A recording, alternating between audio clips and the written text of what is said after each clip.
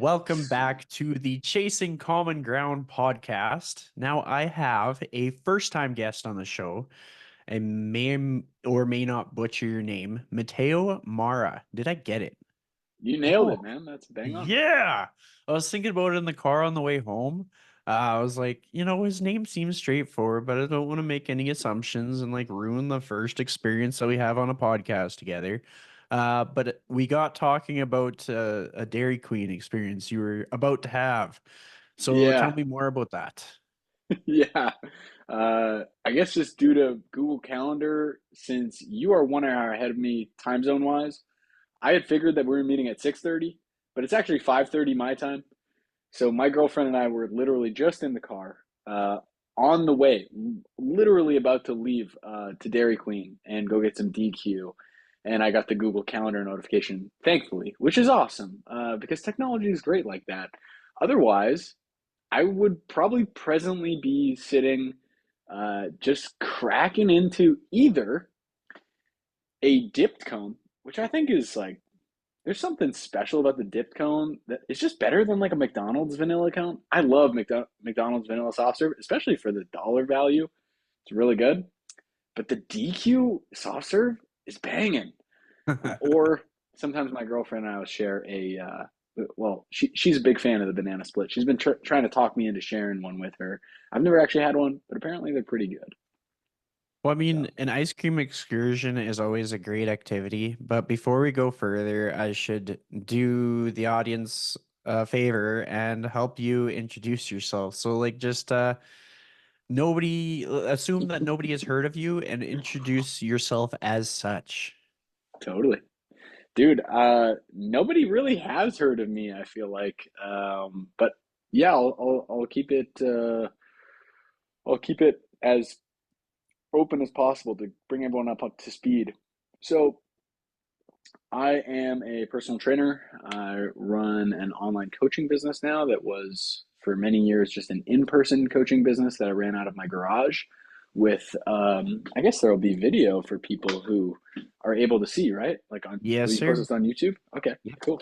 So for those who are watching the YouTube video, boom, here is my I guess Zoom is kind of blurring the background, but it's a basic setup, right? I dig it. I dig it.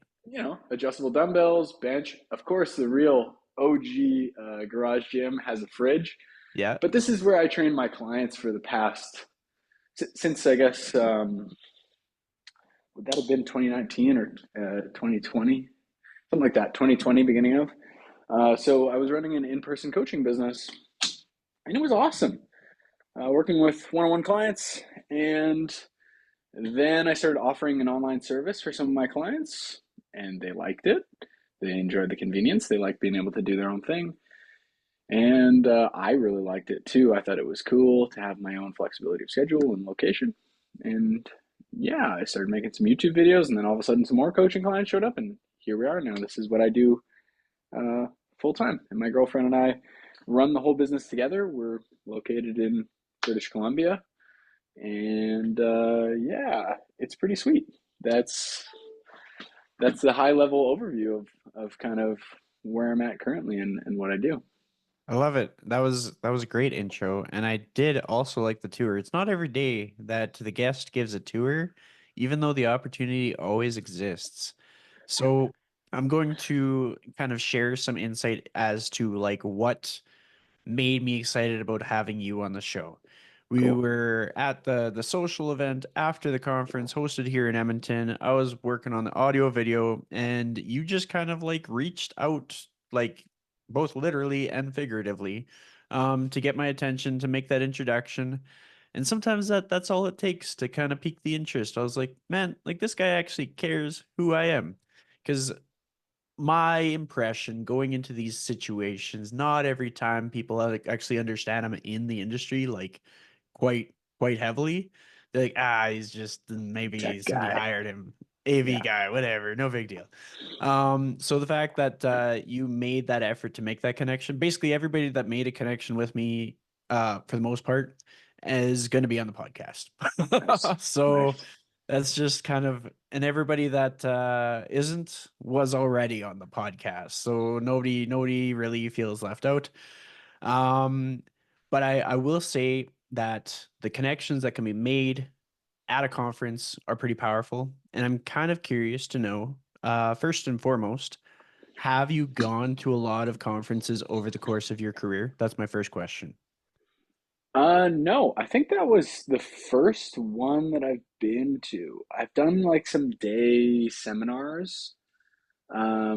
Actually, you know what? That's a lie. I think fitness business conference wise, that's the first ever.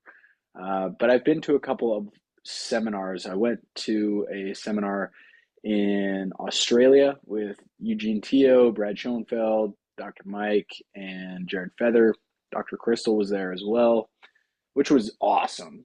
Yeah, Uh, I love the conference thing, man. I haven't done enough of it, and I like this one was a different flavor because it was mostly coaches, but there's something about it that you were just talking about where it's like there's actually connection with that person. You can give them a high five, you can get a beer after or whatever, and just kind of chop it up. So I think there's really only the two, and then like maybe a couple other day seminars about back pain or something else. But yeah, yeah. yeah, So second part of my question is, have you made any like really powerful connections? Like not in the form of like, wow, that person's really famous, but more so in the form of like, wow, this person meeting this person changed my life.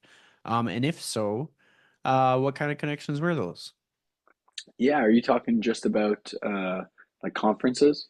Yeah, well, any of these events where you had to go somewhere that wasn't your house, Yeah, that potentially had some other people in our industry at it. yeah, totally. Man, that person really changed my life wise. Hmm. Actually, there's one guy. I'll just shout him out. We're in kind of a fitness business coaching group online, talking about marketing stuff and video stuff and all that. And him and I had actually like kind of gone back and forth in the group a bunch of times and messaged and whatever. And I got to meet him in Edmonton. He's a local. That's Anthony Zorzetto. I don't know if you know him. I do You know know him? him. Yeah. Yeah, So yeah. Anthony Zorzetto is a friend of the show, a friend of mine. I actually trained jujitsu with him. Oh Um, shit! No he's way. yeah, I value him a great deal. I think he's doing a great thing for people. I like his work ethic. I like his determination. I like his dedication. He's a loyal guy. So yeah, it's great that you made that connection because it's like sometimes two people don't go to the same event at the same time, so the odds of that actually coming to fruition are pretty powerful. But a cool side story about Anthony Zorzetto is like my first jujitsu class, like he actually made the effort to well, I wanted to go to a class where I knew somebody and I knew him and I knew a few other people that were going there. But he made the effort to kind of make sure that my first class was like a positive experience to kind of like incentivize me to keep coming back. Yeah, He gave me the nudge to sign up for my first competition. And he's just kind of been someone who's sort of like you know how sometimes people can talk about what they have to offer and then other people just demonstrate what they have to offer. So that's somebody that I value. I've bought one of his hoodies, his It's Possible hoodies, because I just I wanted haven't to seen kind that. of show I gotta some buy support. it. You That's gotta awesome. just send him a DM and he'll be able to tell you how to get that set up. Because I try to encourage other people to kind of support the mission too, because it's kind of like what they say when like a new chain store comes up in your community and it's like, oh yeah, let's go to what's that burrito chain that everybody talks about in the US? Are you familiar? Like Chipotle. Yeah. So we Yeah, got a Chipotle in Edmonton, and everybody's all excited about it.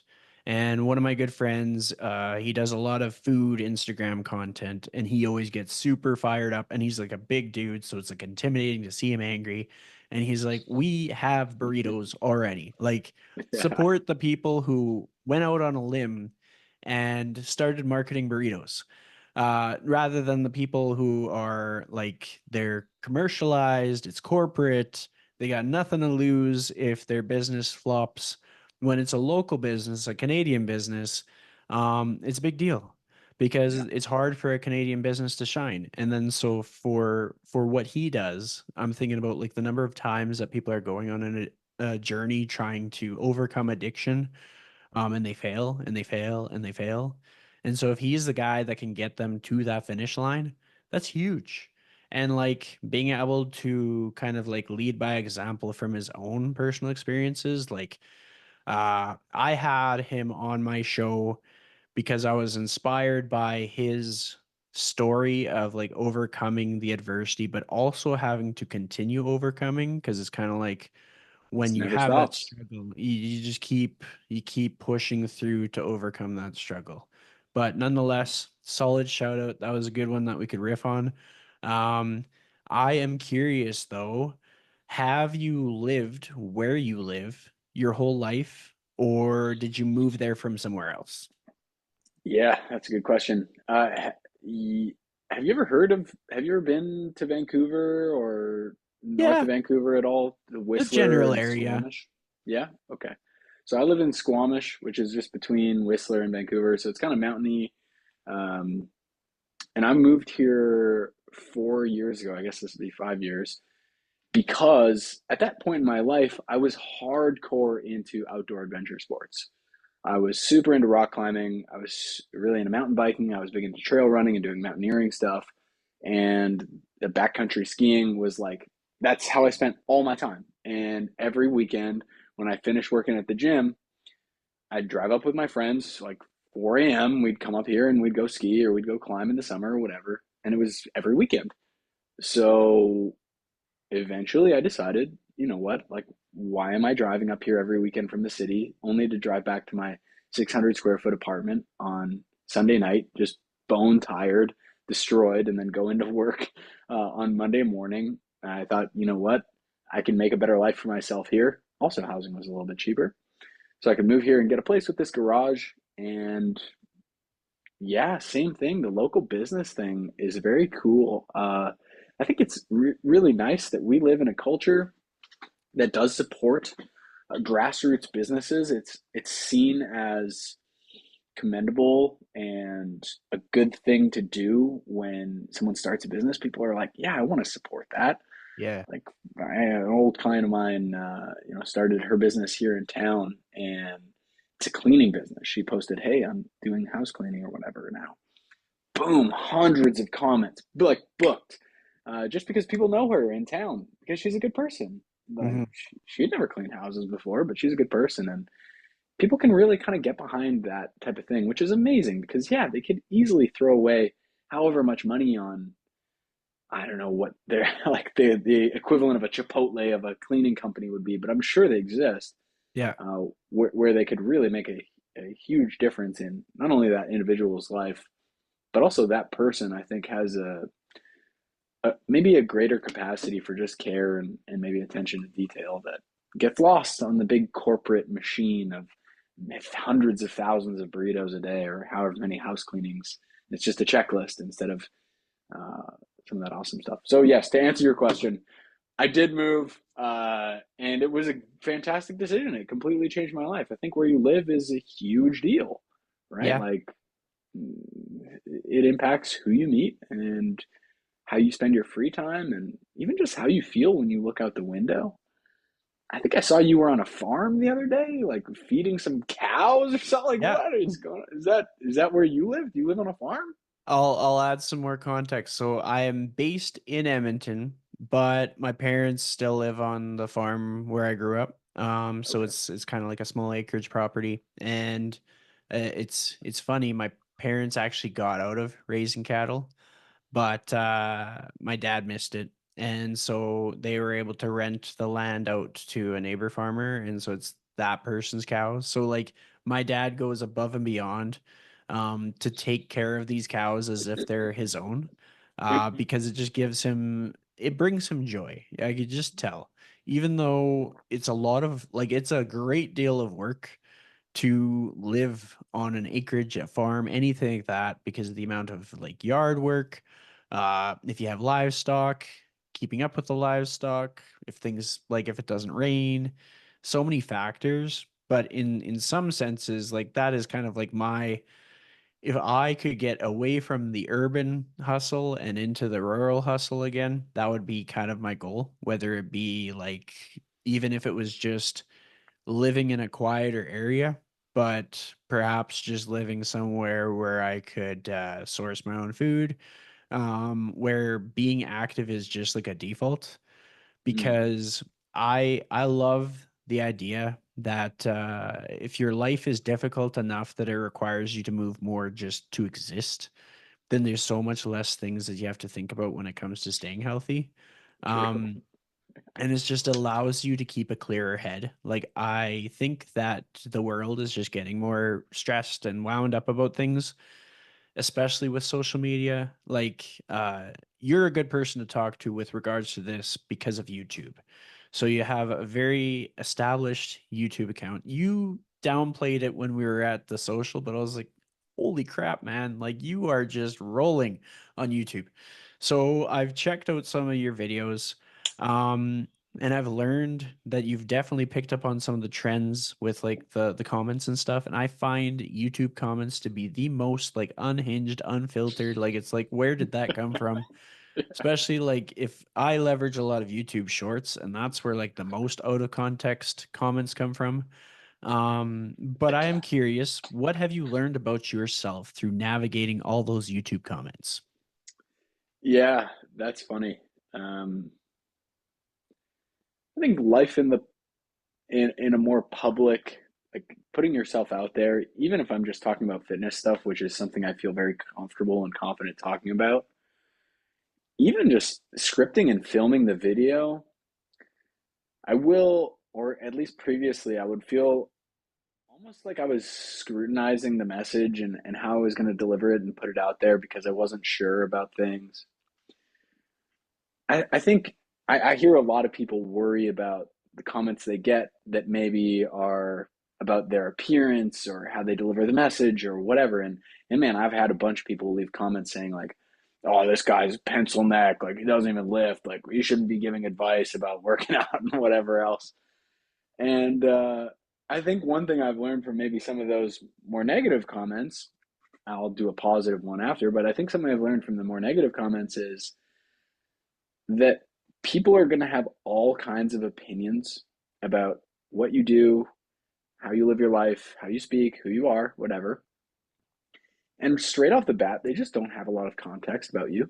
So their opinion already is not very valid. It's not informed. It doesn't come from a place of like they just aren't making a good guesstimate, even if they're not being malicious, but they're being accurate. They can't do that because they're not informed.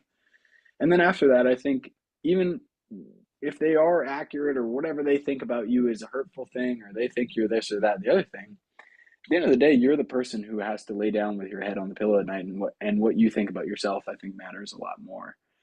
And people will say like, oh, blah blah blah, you sell programs and products and blah blah blah. It's just a money grab, or you don't even lift, or whatever else. Like some of the, I would say like the rare negative comments.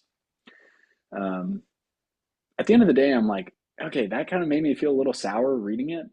But then I'm like, but also, I've made some great progress. I'm got pretty fit. I'm kind of strong, and like, damn, I helped all these people. So there's like just all this great evidence to the contrary. So I think being able to have like a strong sense of self and have a kind of concreted image of who you are and what you think about yourself is definitely an important thing. Not even if you're just a YouTuber, if you're basically anybody, having a sense of values and a mission that you're kind of on and staying true to it is, I think, a huge thing just for mental health wise. Hmm. I'll just yap a little bit more about the positive stuff. Uh, there are a lot of positive comments as well that I think a lot of people, I mean, there are so many downsides to social media. And in the past, especially when I was really trying to grow the business early on, and I wasn't getting a lot of traction, it can be like a problematic thing where you just spend so much time and you really do kind of just base a little bit of your self worth around how many likes your things are getting and how much business it's generating, yada, yada. But man, there is something about just a sense of community. There's a guy named Kevin. He's from Oklahoma. He sent me a CD Like he was just like he left a comment like, "Hey, I love your videos, man. Like I'd love to send you a CD my friends and I made." I was like, "Okay, this is a little weird." Shoot me an email at my email, Matteo@marstrike.com. He sends me an email. I send him my post info. Him and his friends have like this bluegrass folk band in Oklahoma that's just like it's incredible, man. Like I listen to it every time I'm in the car. It's so cool the fact that there's just a guy out there who legitimately just likes my videos and finds them helpful and thought it would be a nice thing to do that. That's unreal. Seeing comments like that and people just saying that my things have helped them and whatever else is I'm like it's bizarre, but it really does bring a lot of meaning into my what I do every day. So Mhm. that's kind of a cool thing. I love it. And I Yeah. mean, I have similar sentiments on social media, YouTube, all that stuff, where I've definitely detached myself from like being too concerned with how many likes something gets, especially because as part of my work, I do a lot of like you could basically call it ghost content creation Okay. where I do edits for people where nobody would ever know I did the edit. Or I will create graphics for different businesses where nobody would know I made the graphic or logos, etc. And I'll see those get posted and I'll be like, oh man, I spent like 6 hours on that and it didn't get more traction. And I kind of just like look at it as like a stepping stone. Like, well, clearly I learned something, I got better. One of these times is going to break through. And then with regards to what you shared about like meeting cool people through like your content creation, I've got like tons of apparel and books and stuff that people have sent me from over the years. And that is just through like having a podcast where either it's somebody who listened to the podcast. I've had people send me football tickets, like to go watch Cool. the Edmonton Elks. I've had people send me books that they wrote. I've had people send different apparel from like their brand or their company. I've had laundry detergent sent to me. That's just when people are trying to get me to promote things. I've had chicken sent to me. That was a special one. Um, and it's just like the amount of connection we can take from all this stuff is great. And it's like a net positive. So for someone to be hesitant to take up space on social media, YouTube, etc., I think would be a mistake. A person could just choose to go without and just live a simpler life. And Yeah. then on the flip side, when somebody's coming across criticism on social media in any platform, everybody, like the most jacked people I know, get told that they don't look like they lift. And it's like, what? Like I've seen professional bodybuilders get critiqued. I have seen Thor, the strongman. I've seen Yeah. him get critiqued because sometimes he'll pop through Edmonton and he'll work out at Evolve Strength South. Oh, really? And he did a Whoa. post, and somebody was like, "Try putting more weight on that incline press." And he was Cool. lifting like kilogram plates. I'm like, he is lifting like two people over his head. Like, Yeah. what? What do Yeah. you want from the man? That's Um, hilarious. Perspective like that is helpful for me. And then I think about like who listens to these podcasts. And I'm like, okay, there could be youth listening to this podcast. There could be general population clients. Like everybody is going to be susceptible to that, like what does this person think of me and how should that change how I think about myself. And I think sometimes for us to instill these tools for people, because like let's say we work with somebody online, they're making lots of progress, they see us posting on social media and they think I'm going to make an Instagram account, and they post and they're posting a lift, and then somebody comes and attacks them. They're not necessarily going to have the same exposure to this kind of like criticism, and it might really hurt that first time. And so for us to kind of like weave that into some of our education that we provide to our people could be a helpful way to keep our people on track. Because in a lot of cases, you see like let's say somebody started their fitness journey and took all the courage in the world to go to the gym in the first place. And they finally posted one of their workout videos and they just got lit up because they posted a workout video. And because of that, they didn't want to go to the gym again. And then Yeah. like they're back to ground zero. Like I would rather add in this kind of stuff to help those people stay in the gym and to help reassure them, like we're all getting shit talk, no matter who we are, how nice we are, how much we do for people. Nobody is immune to it.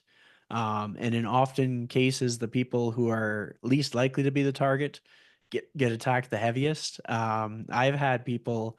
One of my favorites was I did a video. It was like a selfie video from my car, and I don't worry too much about the flattering angles. I hate filters. I just film it as it is. And so it's just selfie mode. And I had the chest hair was really visible. And the dude was like, man has more hair on his chest than this whole scalp. I'm like, what? Oh no. I was like talking about creatine. And I'm like, where did this guy come from? But then I took that and I like almost every time somebody shit talks me on Instagram, I turn it into my next piece of content. I always get targeted for being bald. I'm like, don't you think I know? Like I shaved the rest off. Like, don't you think I've realized this by now? So then I'll like do a big skit where I like pull a Halloween wig from my closet and I'll like find like for when the guy was critiquing me for having the hairy chest, I actually filmed a skit where I included Nair, and I included the wig. And I was like, we're gonna Yeah. make things right. We're gonna set the record straight. Just because it's fun. It's like if Yeah. you're going to give me this material, I'm going to use it and I'm going to make everybody laugh because it's better to be positive than to just dwell on like people's weird hot takes. But I'm going to spin it back to you. So you've changed your living environment to have a more fulfilling, rewarding lifestyle. I am curious about just your general travel. This doesn't have to be conference related, business related, or anything. Just trips that you have taken over the course of the last 10 years. Where have you gone? Nice. That's awesome. When I graduated, uh, when I graduated high school, I went to cooking school right afterwards. So I did a year of culinary school, and I was working throughout culinary school, and I was working throughout high school too. And I wanted to go on a trip to learn more about food stuff because food's kind of my first passion. And also, my family's from Italy. My father was born in Italy. So I have a bunch of family that lives in Italy. So I went there and I lived with my family in southern Italy for, I want to say like 5 or 6 months. I worked in a pizzeria. It was awesome. It was sick. I learned a lot about food and I ate a lot of food and I did a bunch of fun little day trips out of there. And then to cap off that trip, I just did basically another like month or two of travel around Europe. There's an airline called Ryanair that's like a discount. Yeah, you probably heard of that. Discount European flights. And you could just get crazy cheap flights. I flew from like Milan to Oslo for like 25 Canadian dollars. And then you're like, how do they make money on this? Like, doesn't the gas cost $1,000 a second, like for airline fuel? So I did like a little bit of a Euro travel trip, which was awesome. Grew my hair out. This was back when I had lots of hair. Grew that out and just kind of bummed around, did some hitchhiking and just kind of, hostel surf, did that old school broke Euro trip, which was awesome. Got to see a lot of really cool stuff. And yeah, that was really cool. I'll tell you about another one. Came back from that trip, and then I went back to working at the restaurant I used to work at previously, and I just worked double shifts for like a year and a half.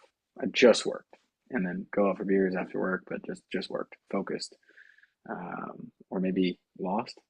And then my best friends from high school, they wanted to go on a bike packing trip. Have you ever seen that, like bike touring, where you get the tent and Yep. all that stuff? Yeah, cool. They wanted to do that in New Zealand because his family had, or he had some family out there, and he just thought it was cool. He liked Lord of the Rings. I like Lord of the Rings. So we were like, hey, let's do this. So three friends from high school went to New Zealand, and dude, it was the most erratic, unprepared. chaotic but awesome, fun trip. We spent, I want to say like, man, it must have taken us like 4 or 5 months. We bought some like crappy beat up bikes at the north end of the country, and we bought some tents from basically like their Canadian Tire equivalent, like just junky, not proper stuff. And we rode our bikes down through the distance of the country, and we camped along the way. We met a bunch of people, had a bunch of crazy experiences. Uh, I got food poisoning. We went to where they filmed Lord of the Rings, and we climbed up Mount Doom where they shot that. It was really awesome. And yeah, that was the last, I think, kind of big trip that I did travel wise. And since getting back from that, uh, I just kind of sunk back into doing the work stuff. But I'd love to do some more travel stuff. Travel's so cool. There's so much to see, and now with budget airlines, even in Canada, there's like Flair or whatever. Like, dude, my trip Yep. to Edmonton and back was $80. Uh, like, you can go anywhere and see some really cool stuff. So I want to do more of it. But yeah, With your online business growing, is it kind of like within your sites? Are you starting to like pinpoint some places that you want to go to in the next year or two? yeah, we talked about that doing like more of a remote work setup. I have a dog, so and she's like a pretty wintry type dog. I don't know if she'd do well in Puerto Vallarta, but we've talked about that. Like, she's got a double coat. She's good in -30 or whatever. So I don't Yeah. know how she'd do in Mexican heat, but that would be kind of cool. I'd love to do that. A friend of mine is going to Mexico City to do some work this month, and that looks really cool to me. There's actually a website that has a bunch of cities ranked in different categories, like how accessible is high speed Wi Fi, how good is the public transit, how, all that type of stuff, how much does it cost. So there's all these kind of places that they're ranking all these things, but it's only ever really been, I don't think it's something I've seriously considered yet. But it would be cool, you know? Yeah, well, I'm a big I like to nudge people to travel more than not travel. Like obviously on your own timeline. But I'll kind of share an example of some of my recent travel. Hmm. There's times when I take too long to like just pull the trigger and just book a trip. And there's times when all my trips are very much conference focused. But this past January, it was after I had set myself up to go to the Real Coaches Summit. So I had bought all my tickets for that. That's in Vegas. I'll be going to that again. So if you're going, just make just go. I encourage you to go. I encourage all listeners, if you're in the fitness industry, check that one out. But back on the topic, I was perusing through Facebook, making a very stereotypical dad joke as it was, even though I am simply an uncle.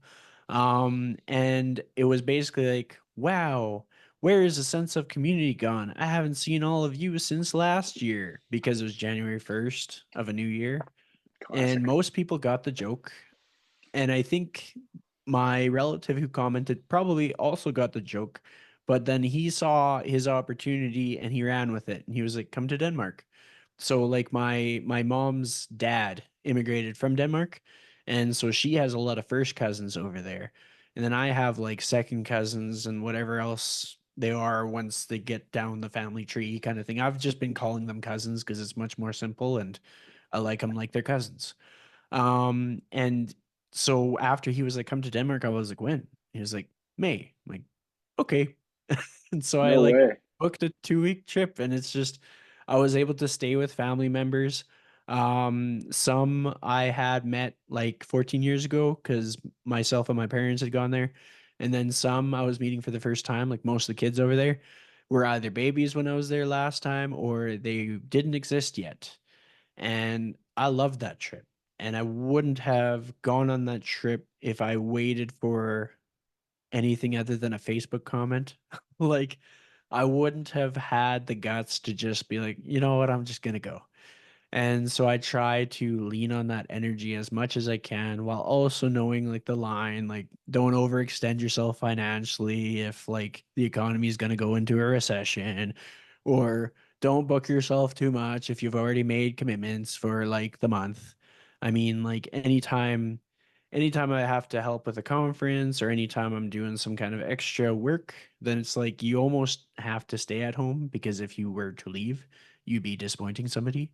But the amount of things that I've learned from travel and the amount of things that I've changed my mind on because of travel is tremendous. And just the more you travel, the more that happens.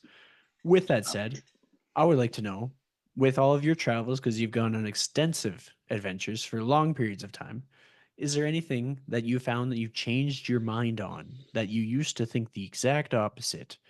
And if that is the case, what is it? Yeah, with trips and stuff, or do you mean just in general? Yeah, nice.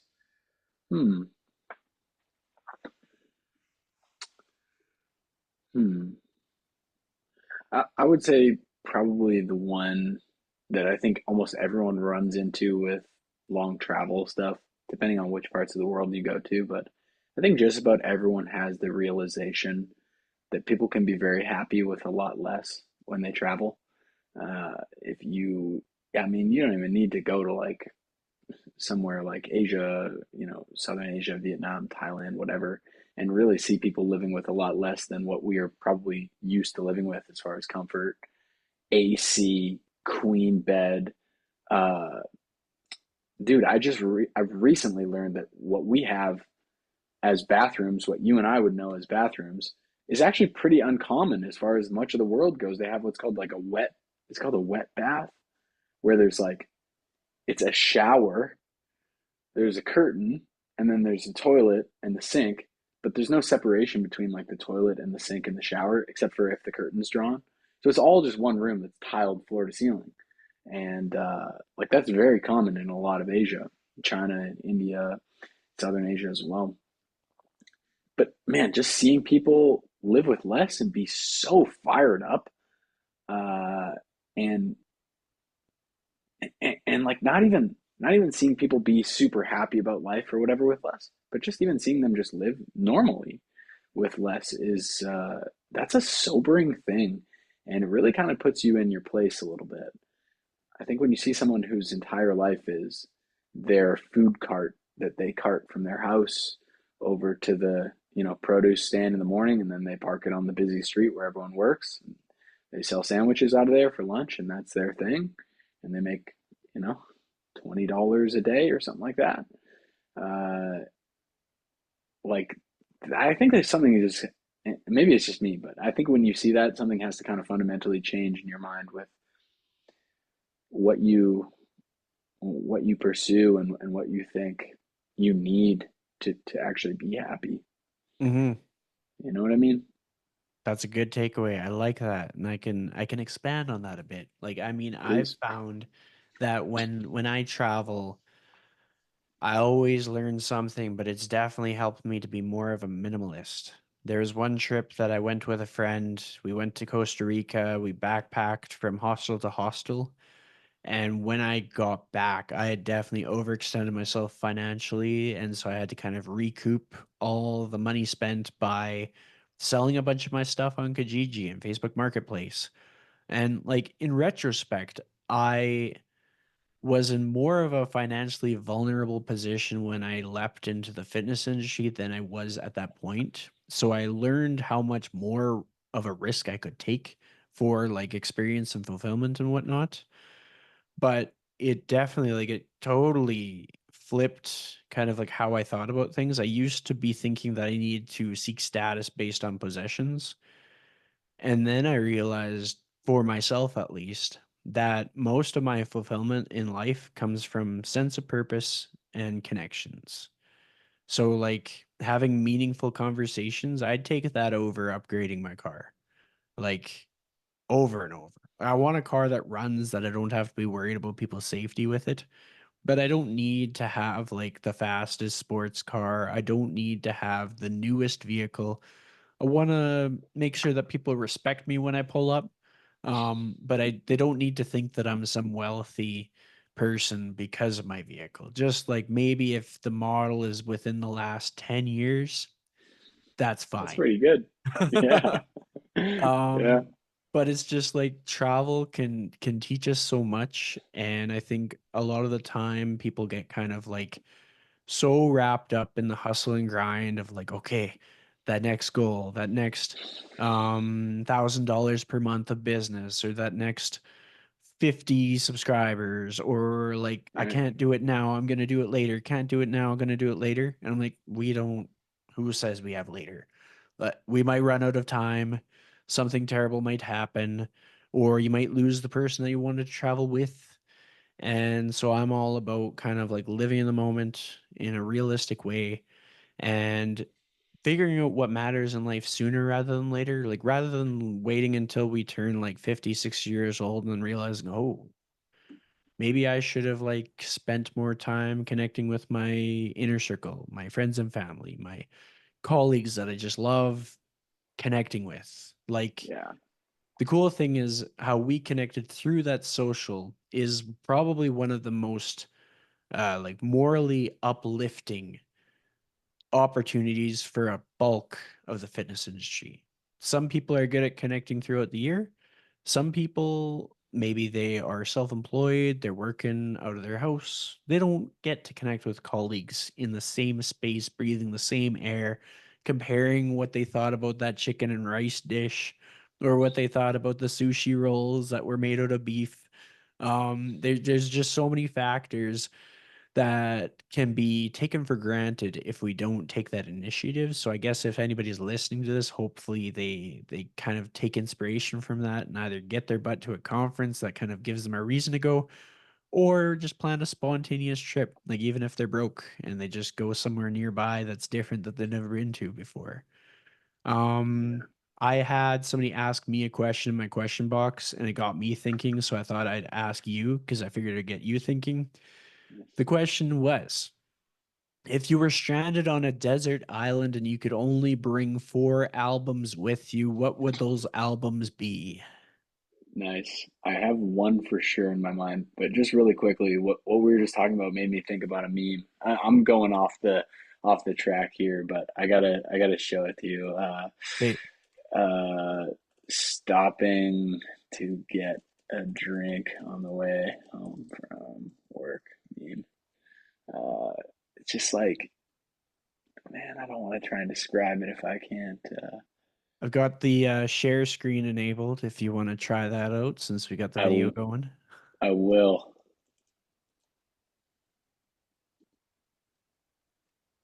Um,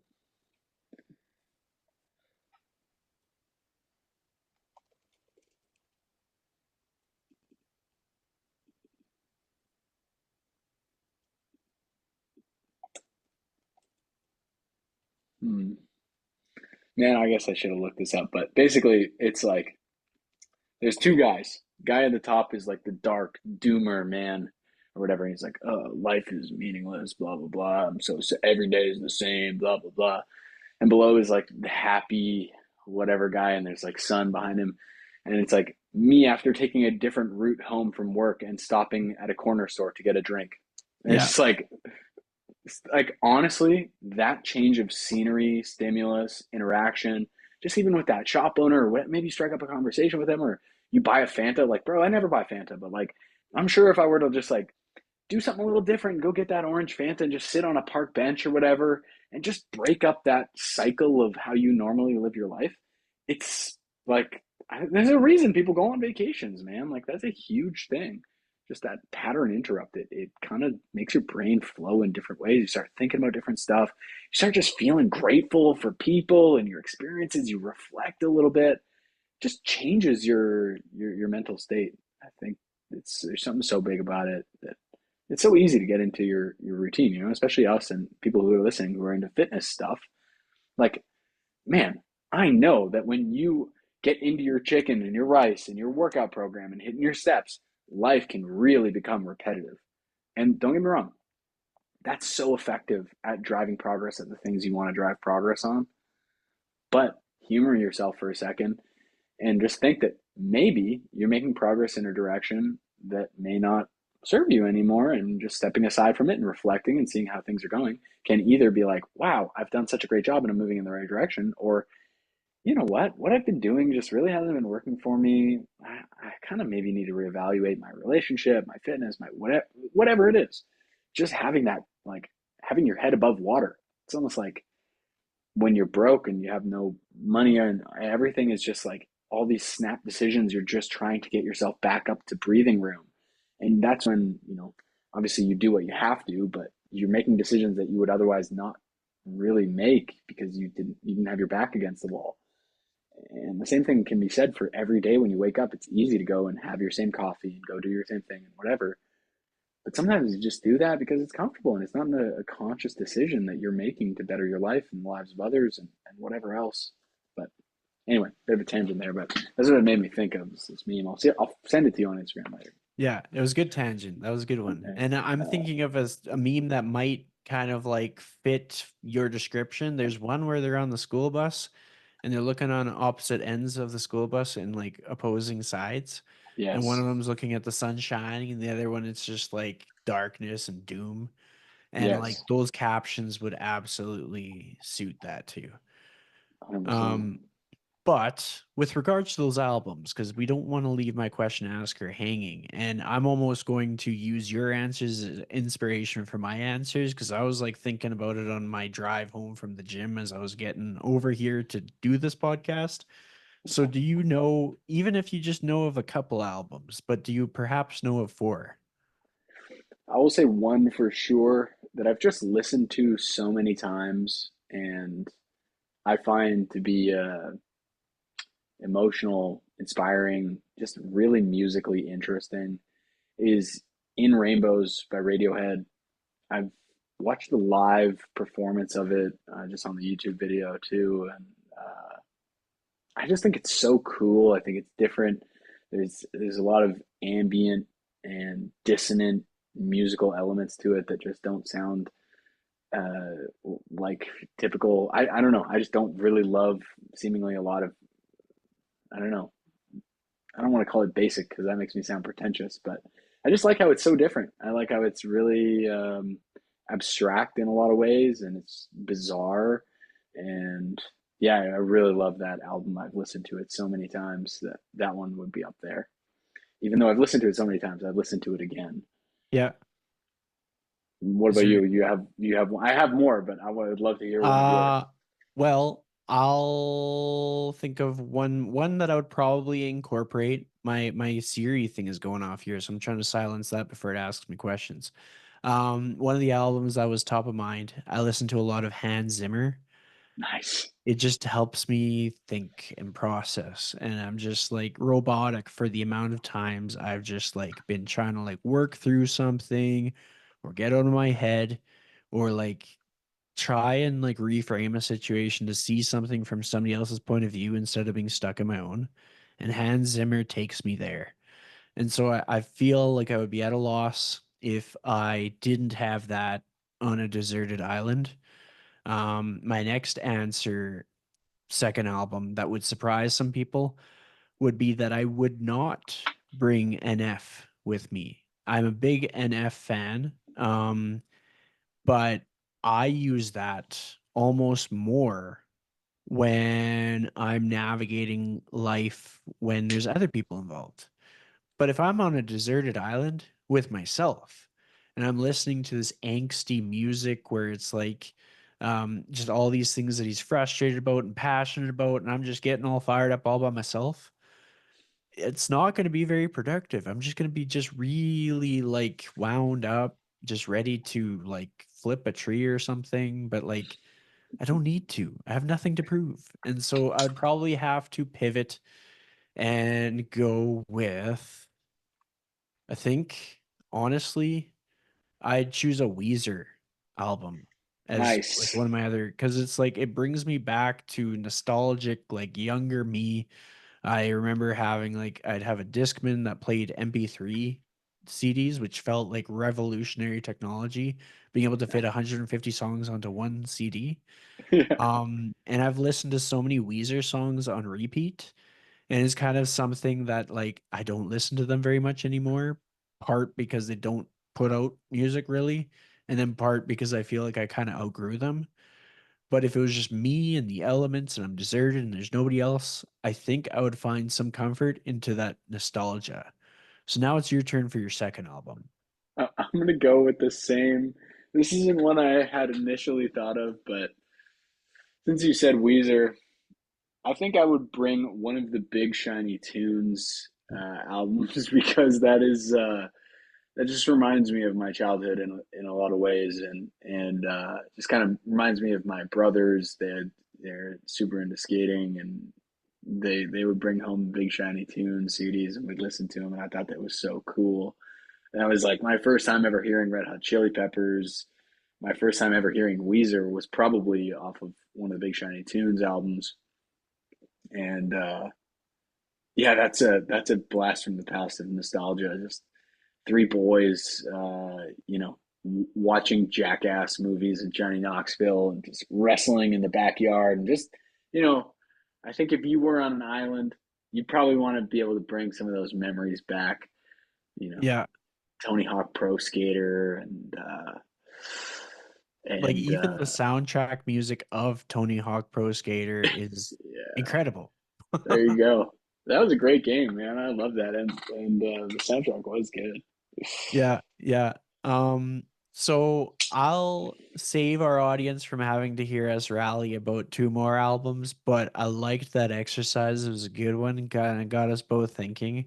But I allowed you to leave us on a cliffhanger with you talking about your culinary background, and then all of a sudden you're into fitness.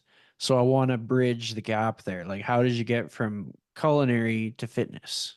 Yeah, that's a great question. I think there's a lot of parallels. And in fact, weirdly, maybe this is just what do you call that? Confirmation or selection bias when you know about a thing, so you start to see it everywhere. Uh, but I've met a lot of people in the fitness industry who worked in food, um, probably at least in small part due to this first thing. Working in the service industry, the restaurant industry, if you've ever done it, even just washing dishes, you work long hours. It's stressful. The hours are not conducive to living a healthy lifestyle.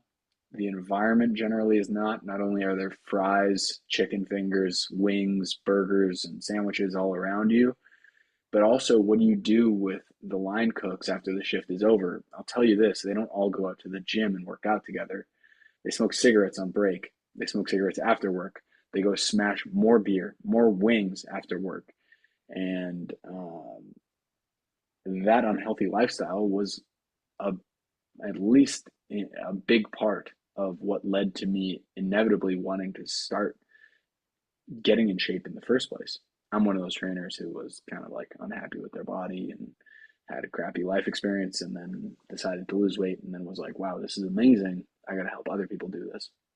Just like one of the common, I think, trainer on ramps. Yeah. But yeah, so I think that was part of it. Um, so kind of like the unhealthy lifestyle thing, and then also I don't know. I think there's something just about food and fitness and kind of self care that's all kind of tied up together that may just have kind of crossed some wires in my brain. And as a trainer, it helped me a lot to be able to help my clients with the food part of the equation, which at the time in the gym I was working at, a lot of the trainers weren't helping their clients with. So it made a lot easier for me to actually get them some serious results Yeah.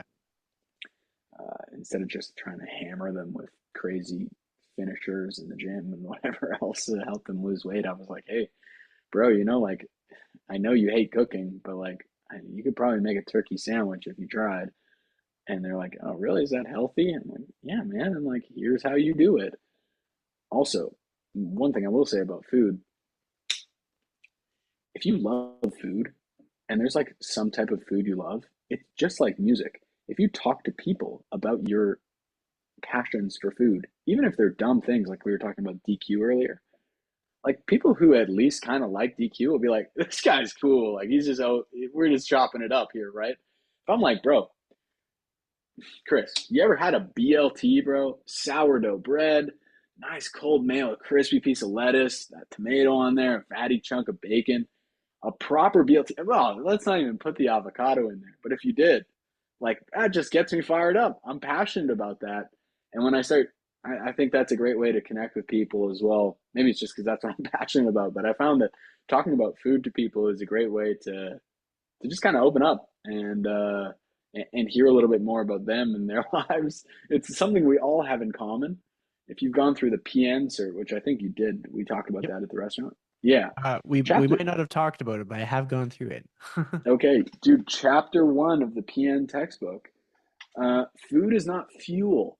A lot of people, I think, it's become very trendy online to say like you have to see food. Literally, a dude said this in the comment section of one of my YouTube videos this week. You have to see food as just numbers. Like it's just blah blah blah. It's just calories. Blah blah. Bro, no. Food is information.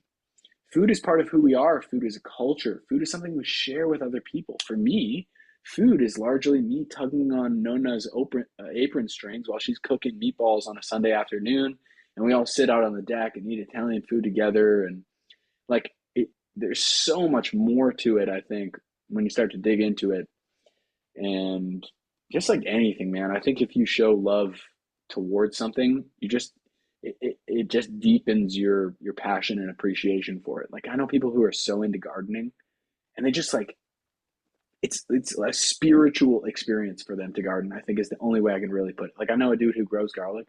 That's just what he likes doing. And he Yeah. grows some flowers in the summer or whatever. And he's just out there in the morning, man. Like at 4 a.m. He's just waiting for the dew to like show up on the garden. And he's just like, you've seen it. You know farm people Yeah. who are like, it's not just cattle number 47 or like they're out there. Their heartbeat is like in with the earth. You know what I mean? Uh, so that's kind of just how I approached food with people, and I think everyone has a little bit of something in them that they care a lot about. Yeah. Wow, I didn't answer your question at all, but You at least a did. little bit. You did. Oh, You there you go. expanded on a lot of things that I think people will value and that people will get importance from.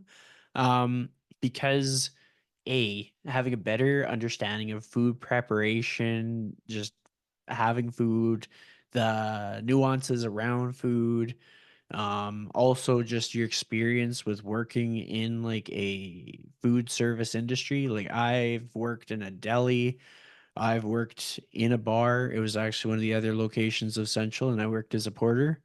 Hmm. And just the amount of just like human experiences that you get, like emotional intelligence, stuff like that. I've seen people pick up like charcuterie boards after they've lost like half their family to a car crash. And they're like in tears getting me to slice the deli meat to a certain thickness and just trying to hold it together. And like I was a teenager at that time. And I learned so much about empathy because of being in a food retail space. And then through the bar, I learned about like safety with drinks and I learned about boundaries and I learned that's probably where I got the most in tune with like we are all walking the path where we don't have all the answers. We're all susceptible to insecurity no matter where somebody is at in their journey. Like even if you and I put this person on the highest pedestal that we could, they're still going to doubt themselves. Things that we say to them, even if they state that they doesn't bug them, nope, they never think about it. It's going to bug them. Like everybody that has a soul is just as susceptible to anything that would bug us. And it brings me in tune with like how important it is to just be genuinely kind. Like a lot of people are like, oh yeah, be kind, and then they kind of toss some things out, but they don't really mean it. But I'm thinking like to actually make gestures to remember people's birthday and like tell them something you remember about them as you celebrate their birthday. And to make a point You brought up a really good one, which I really resonated with because I was talking about it with a client today. He's come to Canada from Estonia. He's been training with me for about a couple months, and his mom is visiting him. And he was talking about how they're going to go to a local pub. And I was talking about how, like, the pub that they chose is actually one of my favorites because it's just so homey feeling, and it just is cozy, and it's a great place to connect and have good conversation. And then he was like, "Well, what is your favorite local beer?" And like for context, I've been going booze free for the last like over a year, coming up on 2 years. And a lot of that is almost in like solidarity with Anthony Zorzetto, but also just having a friend like that just makes it that much easier to cut out booze. Because if he's doing it and I'm hanging out with him at jujitsu now and then, our class times don't align as much as they used to because he does early morning and I do noon. Nonetheless, despite the fact that I'm not having alcoholic beer, I'm still someone who enjoys the creation of beer, the exchange of beer, all that stuff. And they're making lots of non-alcoholic varieties. So I was telling him about a brewery here in the area called Sea Change. And he was like, "Well, what is like the popular beer like in Canada? What is a Canadian's favorite beer?" I'm like, Uh-oh. "Oof. You don't want to drink that one. Oh man, it just kind of depends who you're asking, Uh, what crowds you're in, because like you could get one person telling you kokanee, you could get another person telling you Canadian, and you could get another person drinking Bush beer. Like, oh, it depends whose dad you're meeting for the first time, that's or right. like, oh, Labatt Blue. yeah. So I kind of gave him like the nuanced answer. I was like, if one person answers this, they're gonna say kokanee, but if I answer, I'm gonna tell you try Sea Change. Then we have SYC Brewing in Edmonton. Like we've got like I was telling them about there's a Happy Beer Street in Edmonton, and it has about like 6 to 10 breweries within like probably a 5 kilometer radius. It's nuts. Yeah. Um, but like just to be able to establish that these like social connections, like having grandparents pie that they make every year, or maybe a sister-in-law makes cookies, or a cousin made banana bread. Like you're not going to just be like, "Oh no, no, no, I eat chicken and rice. That is what I eat. I've got it right here in my Tupperware. That's all we're having." Like you can't be doing that. It's not sustainable. You're missing out on like some of the valuable things in life. Like being able to break bread with somebody, to give them positive feedback over something that they probably put a lot of effort and heart into, etc. But I'm running long and being very yappy, and I want to be mindful of your time. So I'm going to ask you one last question. And the cool thing Yeah. about this question, and I want you to take this into consideration, is I've asked a lot of people about goals and aspirations for the future. And like this podcast stays online until like it somebody would have to like physically remove it from the internet for it to not be there. So it's like a Oh time God. capsule. Oh So it will God. be there. So my question for you is, what is a goal that you have for yourself in the next year that you would feel good about putting on the podcast so that if we circled back to it, maybe I'm listening to it a year from now and I send you a message, I'm like, "Hey, did you do it?" What would that goal be? Something that you want to accomplish in 12 months or less.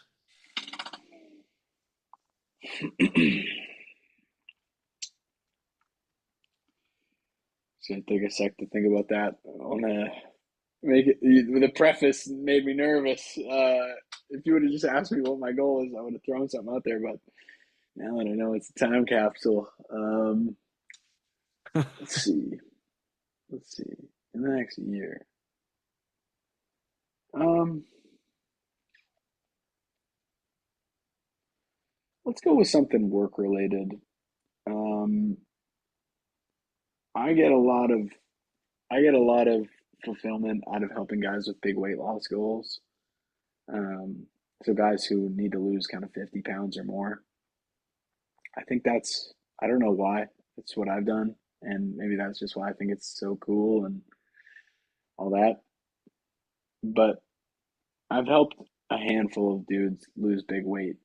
And I think if I were to help something like 10 more dudes over the next year to hit some big weight loss goals, ladies included, actually, that would be awesome. Yeah, I think it's a bit of a stretch goal, but um, it's doable. I like it. Yeah, I think you could probably crush that goal. Like I I think could so see too. you exceeding it, and it'll be kind of cool to look back on that in the future and be like, "Holy crap, man, you just smoked that goal." Yeah. Um, What but about with that you? said, What are you working towards?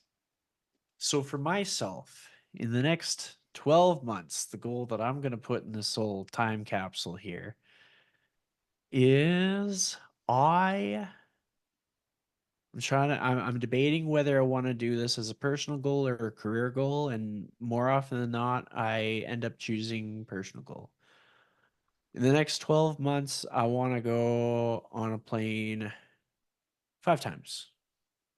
And I think Nice. it's I already got like at least one time locked in. And this will just like even if it's a round trip, that just counts as one time. I'm not here trying to double dip with like there and then back. And That's a then lot of trips. the It's awesome. average year I usually go on like two, so to go on five isn't too much of a stretch. And like we talked about earlier, like if I'm running close to that 12-month mark, I'll just get a bunch of flare flights and call her good. But like travel is something that I like to push myself to do a little bit more than what I think is necessary. Like if I'm like, this is comfy, I'm like, ooh, get uncomfy. And Yeah. so if like 2 trips was adequate, I'd want to do three. And if 4 trips was adequate, I'd want to do 5 or 6. So in the next 12 months, I'll have gone on 5 trips. I think it's within my reach.